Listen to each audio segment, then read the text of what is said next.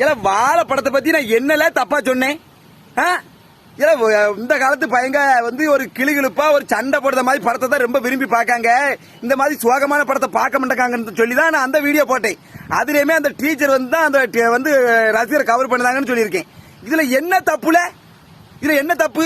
ரூபா 150 ரூபா கொடுத்து கண்ணீர் வேணா விட்டு வரலான்னு தான் சொன்னேன். நான் கண்ணீர் தான் விட்டேன் அந்த படத்தை பார்த்து. அதனாலதான் அப்படி சொன்னேன்.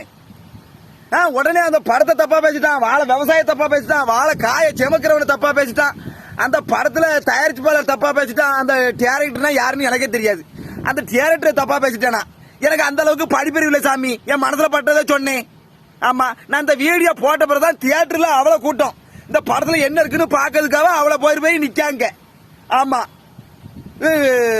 இந்த வாழை எப்படி செமக்கிறது எவ்வளவு கஷ்டம் எனக்கு தெரியும். ஏன்னா வாழை பயிர் செஞ்சு 500 வாழை மலையில காத்துல சாஞ்சி கழுத்தளவு தண்ணியில குளத்துக்குள்ள செமந்துட்டு வந்தேன். 3 வாழை தார வச்சு. என்ன எனக்கு கஷ்டம் தெரியாம இல்ல. உடனே நீ விவசாயம் இருக்க, சோத்த திங்க, பிய திங்க, இதெல்லாம் கேள்வி. எங்க ஆத்தாலாம் வந்து என்னெல்லாம் பண்ணவங்கள எங்க நல்லா வந்துட்டு போகுது. நான் ஒரே கேள்வி கேட்கல. வாழைக்காய் வெட்டின கதை இருக்கு, உண்மையா நடந்த கதையா கூட இருக்கட்டும்.